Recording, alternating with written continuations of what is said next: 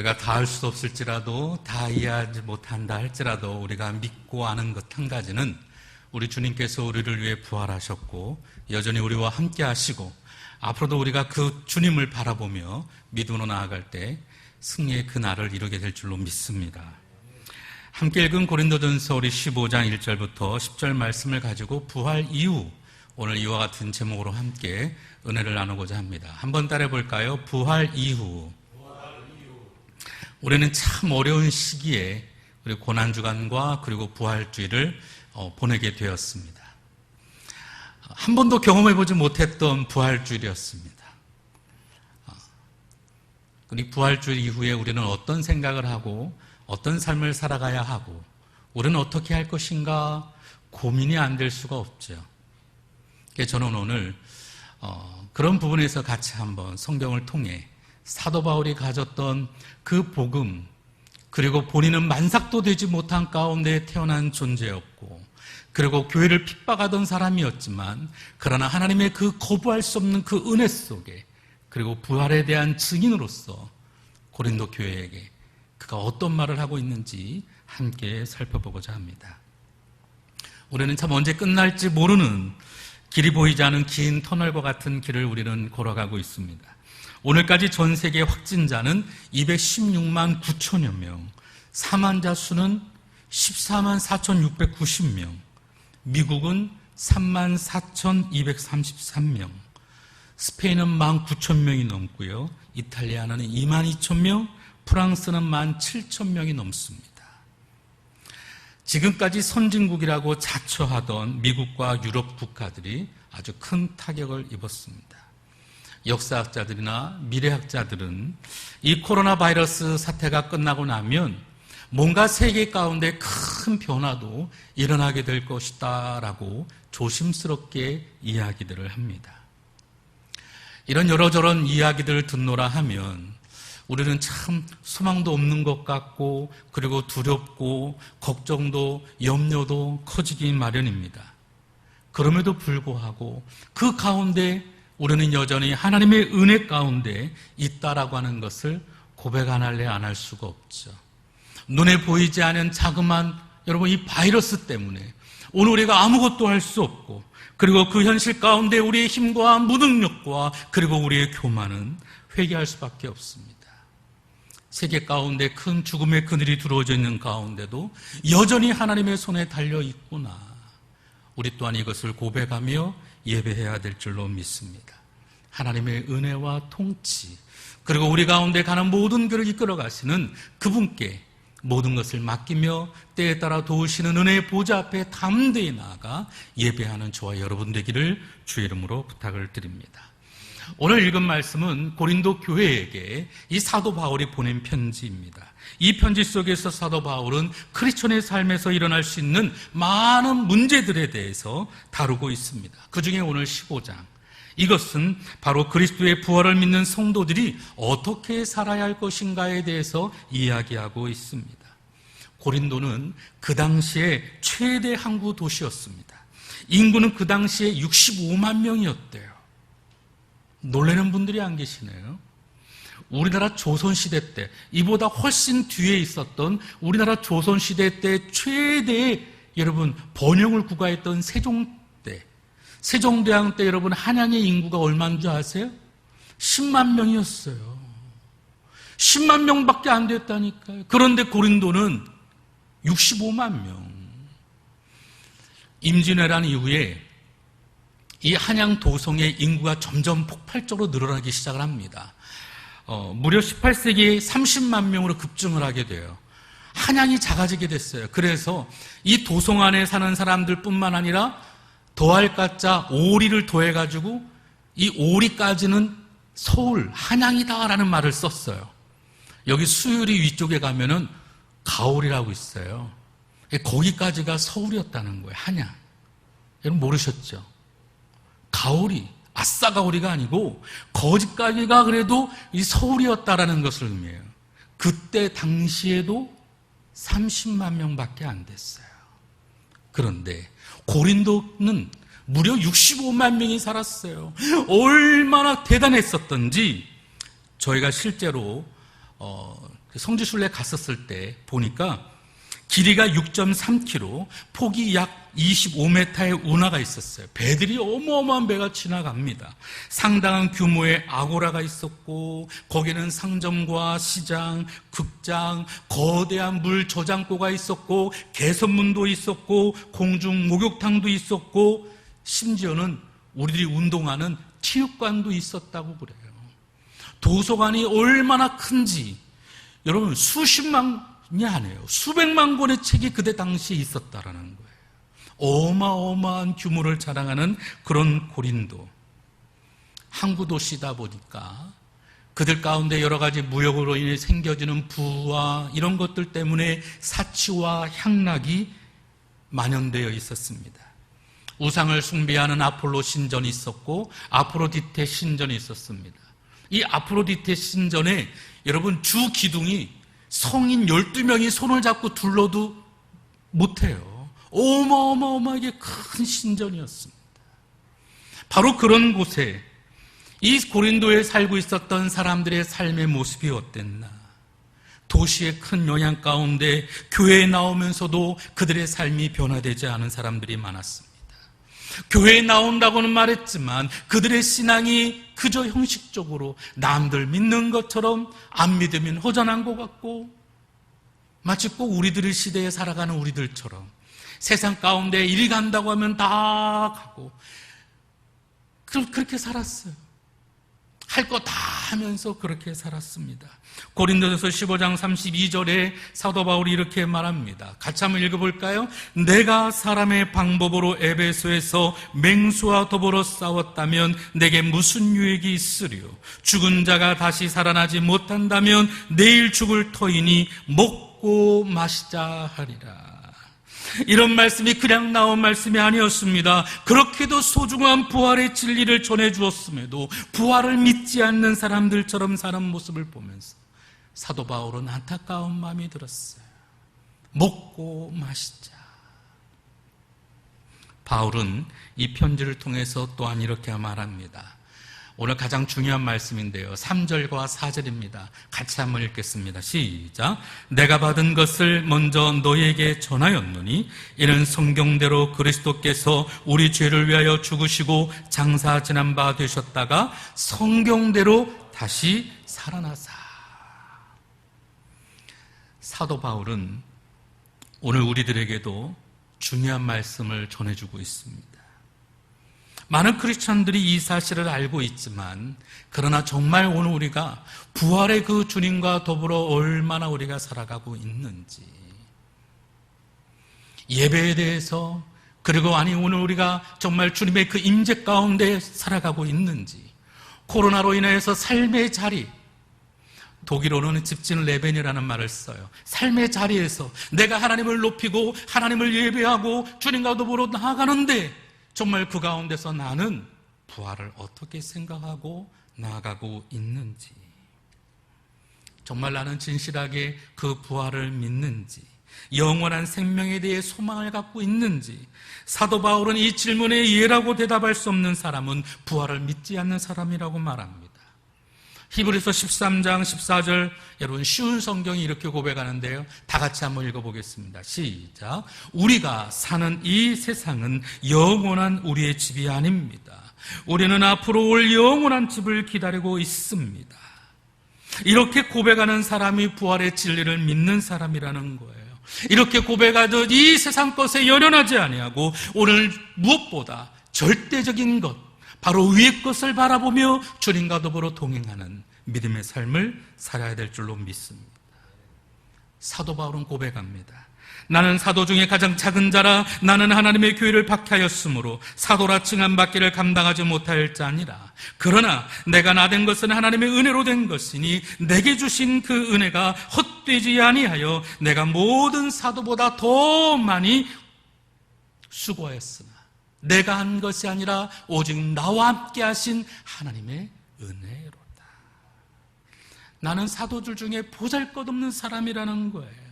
내가 사도라고 불릴 가치도 없는 사람이라는 거예요. 교회를 핍박하는 사람이었고 나는 정말 쓸모없는 사람이었는데 지금은 내가 나된 것은 특별한 하나님의 은혜가 부어졌기 때문이라는 것입니다. 그 특별한 은혜가 무엇일까요? 그것은 바로 부활하신 주님을 만났다라는 거죠. 저는 오늘 우리 부활 이후에 정말 우리가 아무것도 할 수 없는 이 부활절 이후 속이라도 오늘 우리 임재 가운데 오늘 여전히 우리와 함께 하시는 그분을 만나야 될 줄로 믿습니다. 예수 그리스도의 십자가와 부활의 진리를 다른 사람들에게 전해주고팠던 바로 이 사도 바울, 사치와 향락 가운데 그 고린도에 있었던 그 풍성했던 그 가운데서도 무엇보다 하나님을 의지하고 믿음 안에 살아가기를 원했던 사도 바울, 지금 이 시대를 살아가는 우리는 어떨까요?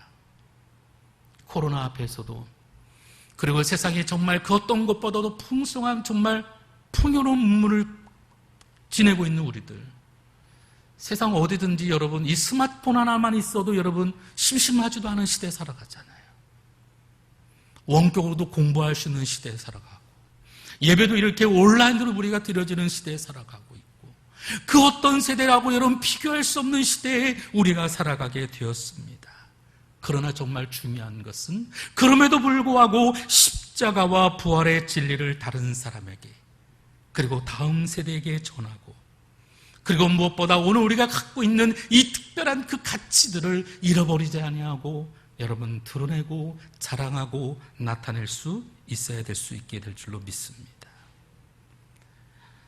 사실 우리의 자녀들은 믿음으로 잘 성장하고 있는지, 결혼한 사람들은 사랑하는 남편이, 아니 사랑하는 아내가 정말 진실하게 크리스찬의 삶으로 살아가고 있는지, 오늘 우리 주변의 모든 사람들에게 우리는 이 십자가와 부활의 진리를 전해야 되는 것, 여러분 이것이 생명을 살리는 메시지고 절망에 빠진 사람들에게 희망을 주는 여러분 메시지인 줄로 믿습니다. 부활 이후 우리는 어떻게 살아야 할까요? 코로나19 이후의 세상은 어떻게 변화될 것인가? 중요한 인사이트를 제공하는 글이 하나 있습니다. 한동대학교의 정진호 교수님이 쓴 글인데요, 코로나19와 오리엔탈리즘의 종언이라고 하는 것을 경북일보에다가 글을 쓴 것을 보게 되었습니다. 여기서 말하는 오리엔탈리즘은 뉴욕에 있는 콜롬비아 대학 교수인 에드워드 사이드가 1978년에 오리엔탈리즘이라고 하는 책을 내게 됐습니다. 거기에 보면 이런 말을 해요. 이 오리엔탈리즘은 서양에서 동양을 바라보는 시선이라는 거예요. 첫 번째는 이겁니다. 서양은 이성적이고 우월하고, 동양은 감정적이고 열등하고, 동양은 정적이고 게으르고 못살고 퇴행적인 것에 대해서 서양은 반대로 역동적이고 부지런하고 잘 살고 진보적이라는 거예요. 여러분 다 우리가 인정할 수는 없지만 그래도 우리가 다 그렇게 생각하고도 그렇게들 인정하며 살아왔던 것 같아요. 동양에는 자유가 없고 되게 전제적이고, 그렇죠. 여러분 지난번 코로나19 때 여러분 중국이 한 거 봐요. 아예 그냥 도시, 나라를 통째로 여러분 통제해버렸잖아요. 그리고 사람들은 그 엄청난 우한의 그 코로나 바이러스를 빠른 시간 안에 그래도 잠재적으로 한 걸 보고 와 중국 대단하다 이야기들을 많이 했습니다. 근데 반면에 이번에 여러분 이 미국을 비롯한 유럽의 모든 나라들 가운데 이 코로나19에서 얼마나 큰 재앙과 같은 어려움들을 겪습니까? 그런 걸 보면서 이 서양이라고 하는 곳 자체가 코로나19 팬데믹으로 인해서 결코 이것이 다 전부가 우리가 잘하고 있어 라고 말할 수 없는 시대에 우리가 살아가게 되었다라는 것입니다. 그 가운데서도 특별히 주목받는 우리 대한민국, 코로나19로 인해서 우리가 다 그렇게 중국처럼 전제적으로 통제하지는 않았지만 정말 우리나라는 정말 대단했어요. 대구라는 그 도시의 엄청난 재앙 속에서도 많은 의료진들과 그리고 대구 시민들이 자발적으로 격리하고 수용하고, 그리고 그것에 대해서 누구 하나 항의하지 않고 순종하고 잘 따라주었고 절제하고, 그리고 정말 우리가 뉴스를 통해서 보았듯이 간호사들과 의사들이 땀이 범벅이 되고 잠을 못 자면서도 그러나 정말 애쓰고 수고해서 우리가 지금 이렇게까지 안정이 되었습니다. 어떤 나라도 여러분 투표할 수 없을 거라고 생각했지만 대한민국은 또 이제 투표도 잘 끝내고 정말 세상에서 정말 칭찬받는 대한민국이 되었습니다. 그래서 이 한동대 정진우 교수가 학생들한테 이런 말을 했다고 그래요. 앞으로 코로나 이전과 전혀 다른 코로나 이후의 세계를 살게 될 것이다. 20세기를 통해 서구 사회가 지녀왔던 오리엔탈리즘의 종언을 고하는 중요한 상징적인 사건이 될 것이다 라고 이야기했다는 것입니다. 여기에 덧붙여서 호모사피엔스를 쓴 이스라엘의 히브리 대학의 유발 하랄이라고 하는 교수가 있습니다. 이분이 이런 말을 했어요. 코로나 바이러스 이후의 세계의 석학이라고 말하는, 여러분 보셨는지는 모르겠지만 요즘에 가장 핫한 지식인 중에 한 사람이 바로 유발 하랄이거든요. 이 사람이 쓴 그 책에 보면 지금과 같은 위기 상황에서 두 가지 중요한 선택이 있다라는 거예요. 첫 번째는 전체주의적인 감시 체계와 그리고 시민의 역량 강화 사이에서의 선택이라는 거예요. 두 번째 선택은 민족주의적 고립과 글로벌 연대 사이의 선택이라는 거예요.